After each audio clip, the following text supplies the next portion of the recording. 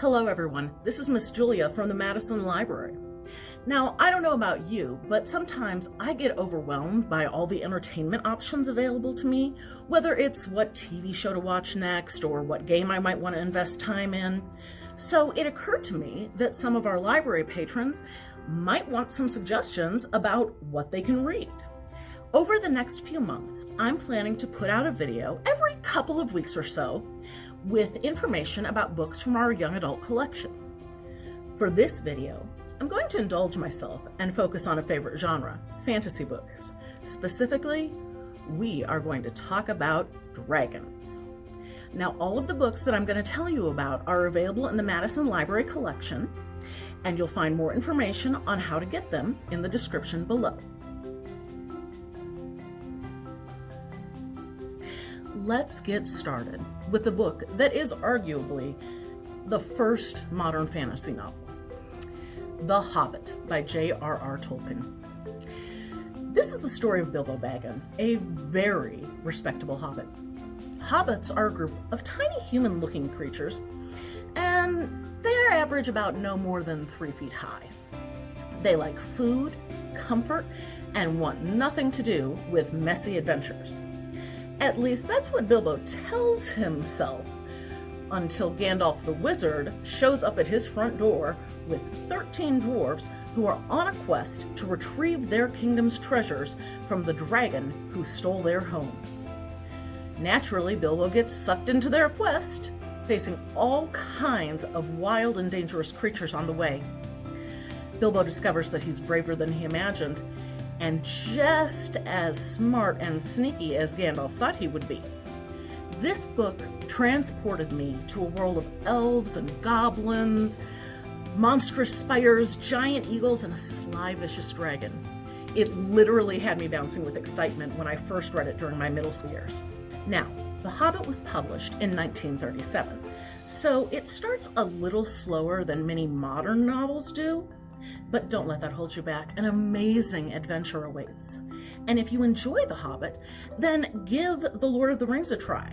The Lord of the Rings is the trilogy that J.R.R. Tolkien wrote to follow up The Hobbit and its more adventures in Middle-earth on a much grander scale.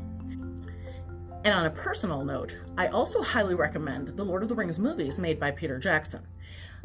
I personally prefer the extended editions to the theatrical release editions because you get a little bit more knowledge of the characters, but that's a matter of personal taste, and they are also available at the library. Another of my favorite books from my youth is Robin McKinley's The Hero and the Crown. It is a medieval-style fantasy novel in which Princess Irene is the awkward daughter of the king by his second wife. The second wife was a woman that many people suspected of being a witch. Now, Irene's mother died giving birth to her, leaving Irene at the mercy of the royal court of Damar. The first part of the book hops around in time through Irene's childhood experiences. After experiencing a serious illness, Irene recovers alongside her father's former warhorse, who is also recovering from a severe injury. Irene's efforts eventually lead her to discover a fireproof ointment and take up the hunting of dragons that are roaming the kingdom. These dragons are vicious beasts that are about the size of a large dog. And while definitely a problem, they're seen more as a nuisance than a real threat. That is, until the day one of the ancient, gigantic dragons emerges. Irene feels compelled to fight this monster, a decision that sets her on a path that leads to more danger and more secrets than she could have ever imagined. The author, Robin McKinley, is actually getting 2 spots on my book list today. And that's only because her second book, Dragonhaven, is so very different than the last one. In Dragonhaven, we find a genre known as magical realism, where the world feels nearly identical to our own, with a few slight differences. In this case, dragons exist, and they live in a preserve on a national park. These dragons are endangered, and they're very different from what most of us would imagine. For one thing, the females have a pocket like a kangaroo, and other marsupials do. Dragons are also very elusive and rarely seen in the park. Now, one day Jake, our main character and the teenage son of the head of the institute studying the dragons, goes on a solo overnight camping trip.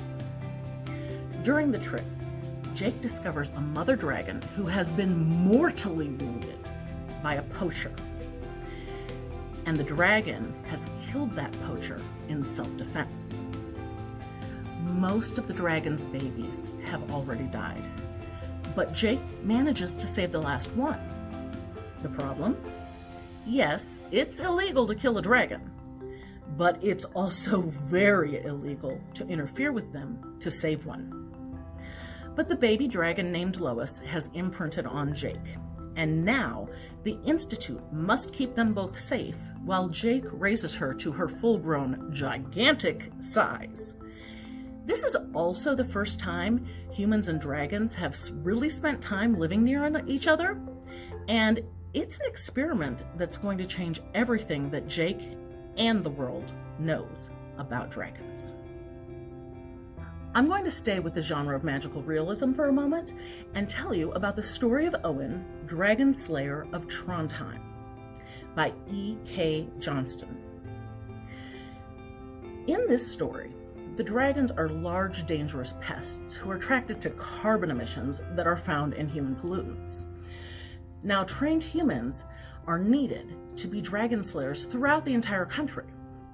And as the world has gradually become more and more industrialized, there are fewer and fewer dragon slayers that can be available outside of large cities. So it becomes big news when a legendary but retired dragon slayer moves to a small town in Ontario called Trondheim. This slayer brings her nephew Owen, a slayer in training, with her. But will the presence of a dragon slayer put the town at more risk? And how will humans survive the dragon attacks when there are fewer and fewer slayers covering big swaths of land? Owen's story is told from the point of view of the musically inclined Siobhan, who wants to be Owen's bard, and in fact becomes a much-needed friend. Talon by Julie Kagawa is a true fantasy novel set in the modern world. Long ago, dragons were hunted nearly to extinction. They had to band together to survive, forming an organization known as Talon. In our time, today, Talon's dragons have been living underground in the appearance of humans, integrating themselves into positions of power. They're so good at hiding in plain sight that most of humanity has forgotten they exist. But the Order of St. George has kept dragon-slaying traditions alive in the modern world. This is the story of three young people. Twin dragons, Ember and Dante Hill, are experiencing their first taste of freedom as they spend a summer in human form, leading human lives. They have very different temperaments. Dante is driven, while Ember wants to simply enjoy her time out from under Talon's prying eyes. Now, Garrett Xavier is a human and a skilled soldier in the Order of St. George. And as these three lives come together, all their expectations about each other are shattered, and it becomes harder and harder to know what to believe or who to trust. I have another story about dragons who have the ability to change to human form. In Seraphina by Rachel Hartman, we find a medieval-style world where an unsteady peace holds over the kingdom of Gorod, after humans and dragons have nearly destroyed each other in war. Now, the dragons, living in human form, are among the human society of Gorod, often teaching their mathematical disciplines or acting as rather emotionless ambassadors to the royal court. Despite being valued for their knowledge, these dragons remain distrusted by most humans in Gorod. Also recently arrived at the royal court is Seraphina. She is an assistant to the court composer, and she feels understood only through music. Seraphina has a secret, you see. and she is terrified that she will be dismissed from her much-needed job if her secret is exposed. It's now the 40th anniversary of the treaty between humans and dragons, and tensions have been growing. A member of the human royal family has been murdered in a way that suggests dragon involvement. As the mysteries deepen, Seraphina finds herself drawn into the schemes of a prince and princess of the realm as they try to find a way to make the peace last. And they just might succeed, as long as Seraphina's secret is not exposed. The Eyes of the Dragon by Stephen King is a dark fantasy set in the medieval-style kingdom of Talon. The evil wizard Flag has been manipulating the king of Talon and both his sons. Peter, who is heir to the throne, has managed to keep clear of Flag's worst influences. His younger brother is less noble, so Flag decides to set up a series of events that will bring the younger brother to the throne. The story is filled with some violence. After all, we are talking about Stephen King, who's best known for his adult horror novels. But it also holds characters whose goodness and kindness makes all the difference in saving themselves and their kingdom. Finally today, I want to talk about Dragonsong by McCaffrey, one of my most beloved favorites. Dragonsong takes place on the planet of Pern, an unusual world. Every 250 years, the planet suffers from threadfall. Thread are some type of organism that falls from the sky and eats all organic matter.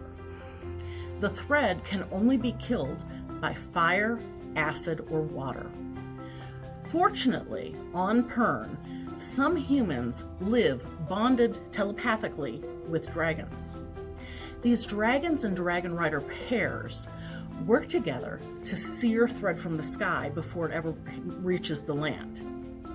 Now, regular people, like our main character Menely, live safely under stone, but Menely doesn't exactly feel at home in the sea-hold that her father leads. She happens to be an extremely gifted musician, but her family doesn't really value that gift, or the fact that she is a girl. When it appears that Menely has been robbed of her music forever, she decides to run away from home and discovers a clutch of fire lizard eggs that she helps to save. Fire lizards are the legendary ancestors of the dragons, and through her actions, Menely inadvertently manages to mentally bond with 9 of the hatchlings. This unprecedented act leads Menely into a fight for her survival, for the chance for her hatchlings to thrive, and eventually into the notice of some of the most important people on Pern. Dragonsong is the first in a trilogy of books intended for young adults set in the universe of Pern. But there are quite a few books in the Pern universe that were originally intended for adult audiences. In my opinion, those books are perfectly appropriate for high school students and probably for some middle school students. They have a little bit of mature content here and there, but nothing overly graphic. So if that's something that you're curious about and want to know more, just get in touch. Thanks everybody for listening as I shared some of my favorite books with you. Remember, if you want to see more videos like this one, subscribe to the library's YouTube channel and hit the notification bell as well. All of the information that you need to get a hold of the library will be in the description below. So have a great day, everybody, and happy reading!